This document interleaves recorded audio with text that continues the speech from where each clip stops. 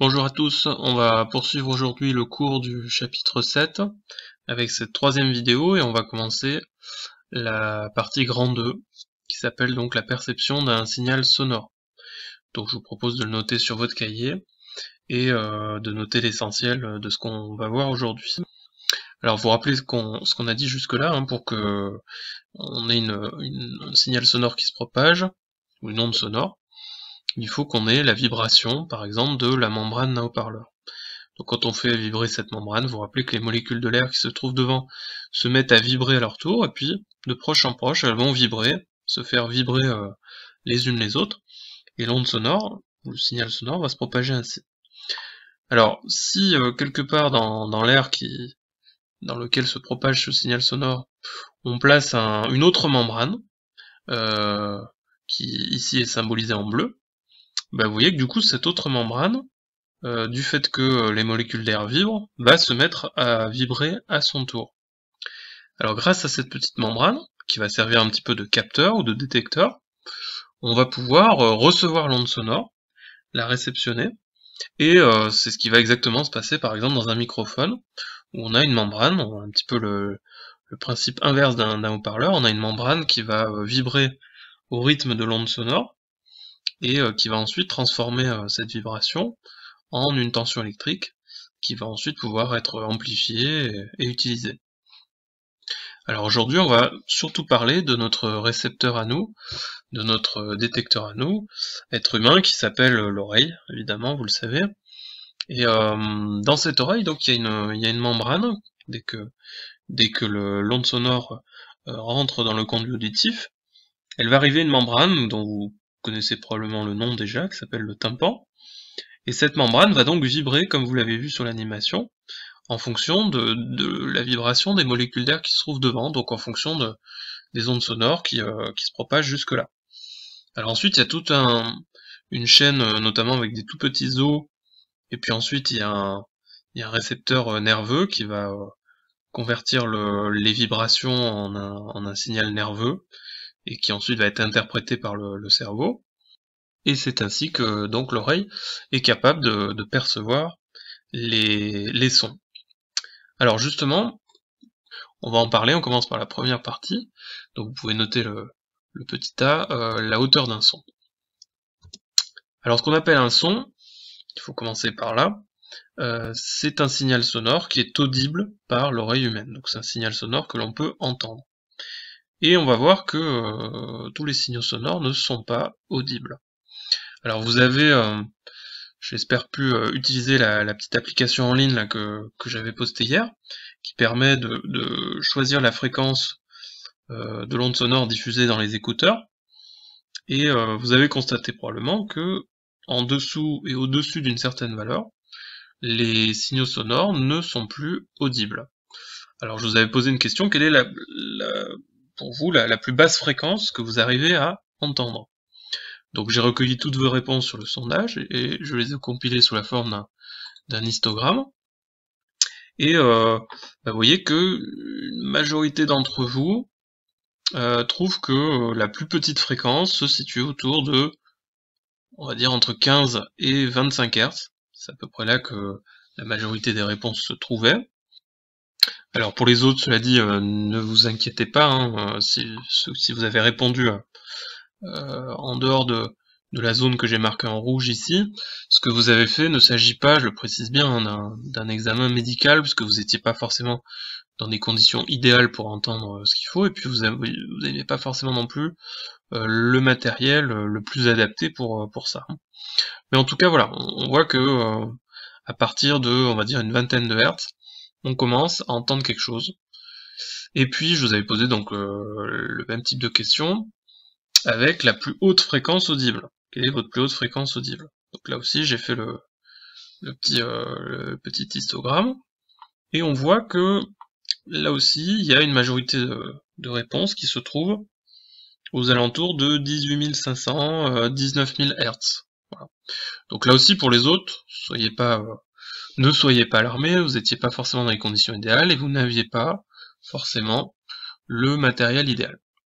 Mais néanmoins, ce que vous avez fait là ressemble fortement à un examen qui peut se faire chez le médecin spécialisé des oreilles, hein, l'ORL, et ça peut être le signe, en tout cas, quand vous faites cet examen, on peut détecter une déficience auditive en faisant ce type de mesure.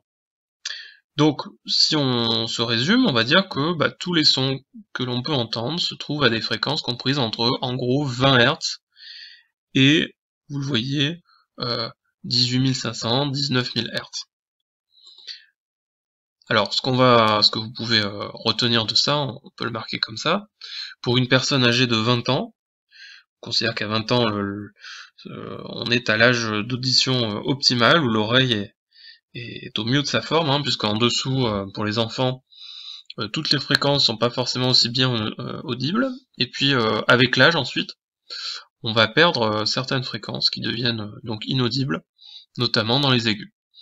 Donc en tout cas pour une personne âgée de 20 ans, et pour vous donc vous y êtes presque, et en l'absence de pathologie, de maladie particulière ou de problème particulier, un signal sonore est audible si sa fréquence est comprise entre 20 Hz et 20 000 Hz. Souvent c'est les deux valeurs qu'on retient pour arrondir un petit peu ce qu'on a vu juste avant. Donc on peut noter ça sous la forme d'une petite frise.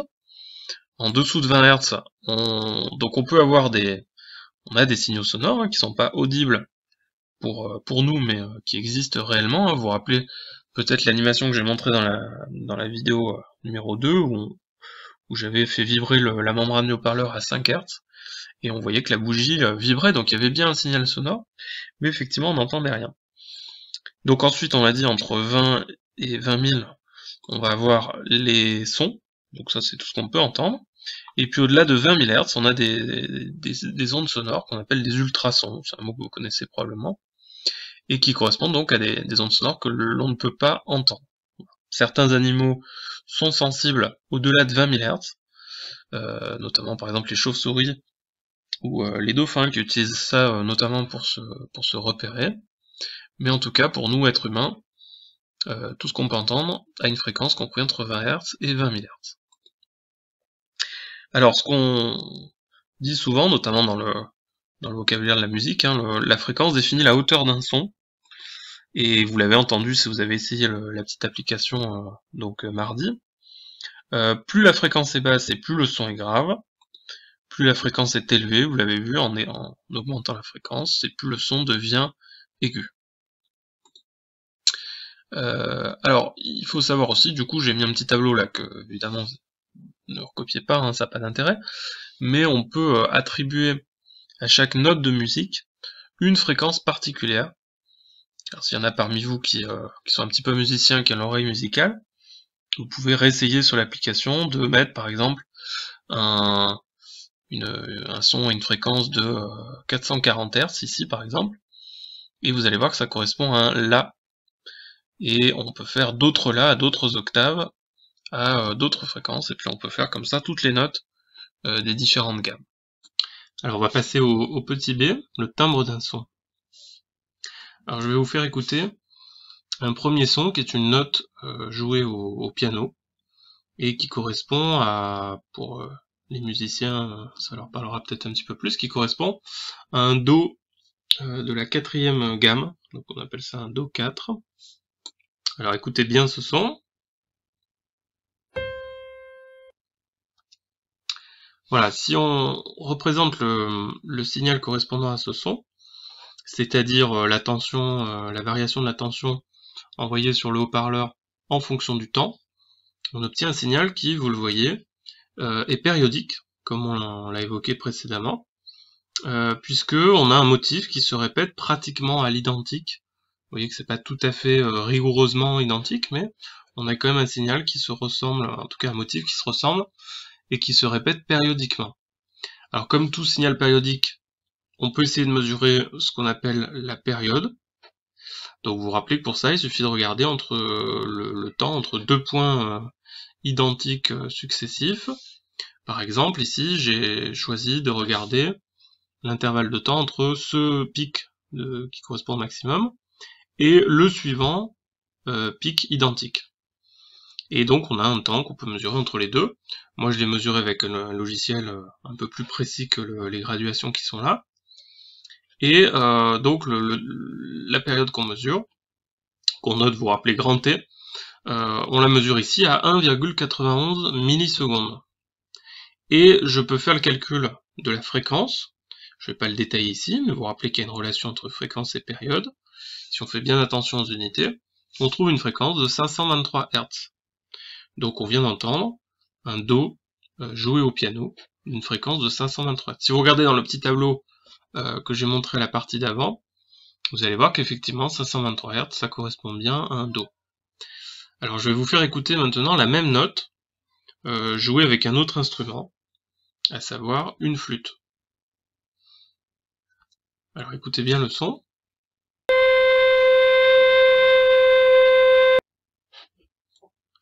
Alors déjà vous constatez qu'on entend bien la même note, hein. Si vous réécoutez juste le piano en revenant en arrière sur la vidéo, vous allez voir qu'on entend bien la même note, la même hauteur. Par contre on n'entend pas la même sonorité, on n'entend pas le même son, puisque effectivement ça correspond à deux instruments différents. Alors si on regarde le signal, qu'est-ce qu'on remarque pour le son de la flûte? On a à nouveau un signal périodique, avec un motif qui se répète, pratiquement à l'identique. Par contre, le signal n'a pas la même forme que le signal correspondant au son du piano. Vous voyez que les deux courbes sont assez différentes l'une de l'autre, mais par contre ce qu'elles ont en commun, c'est que elles sont périodiques. Si j'essaye de mesurer la période sur ce signal-là, donc pareil, il faut que je prenne le temps entre deux points identiques successifs. Là par exemple, j'ai choisi de le faire entre deux minima, deux points minimum, et je mesure également la période. Donc voilà la période du signal correspondant au son émis par la flûte. Si on compare les deux, là il y a un vrai point commun, on tombe sur exactement la même période. Si on le mesure avec un logiciel précis, on est à une période de 1,91 millisecondes. Et donc, on obtient la même fréquence. Donc ça confirme bien qu'on a ici deux sons qui ont la même hauteur, puisque c'est la même note qui est jouée. Donc globalement, on entend la même note, mais on n'entend pas le même son, puisque vous voyez que la forme des deux signaux est différente. Ils ont la même période, mais les signaux sont pas exactement les mêmes. Donc on peut écrire pour retenir que lorsque deux instruments de musique jouent la même note, les sons que l'on perçoit ont la même hauteur, car leur fréquence fondamentale est identique, mais ils n'ont pas le même timbre, car leurs signaux n'ont pas la même forme. Donc voilà la définition de ce qu'on appelle le timbre en musique. Voilà, on a fini pour aujourd'hui. Juste une petite info pour les plus curieux d'entre vous peut-être, ou ceux que ça intéresse. Vous pouvez télécharger et installer cette application qui s'appelle Fifox, qui est gratuite, et qui permet d'accéder en fait à tous les instruments de mesure qui, vous le savez peut-être pas, sont présents dans votre appareil, puisque dans votre appareil, évidemment il y a un microphone, donc qui permet de faire des mesures justement liées au son. Il y a un magnétomètre par exemple qui mesure le champ magnétique, qui permet de faire la boussole. Voilà, il y a un gyroscope qui permet de mesurer l'orientation du téléphone, etc. Et donc dans cette application, si vous la téléchargez, vous verrez qu'il y a une rubrique acoustique dans laquelle vous pouvez faire des mesures de son. Quand vous cliquez sur mesure de son, vous allez voir que il s'ouvre cette fenêtre-là, en tout cas qui ressemble à ça. Alors je vous conseille, si vous l'utilisez, de régler plutôt la durée sur 100 millisecondes. Et puis après, vous pouvez enregistrer en fait un son, comme vous voulez, une note de musique d'un instrument par exemple.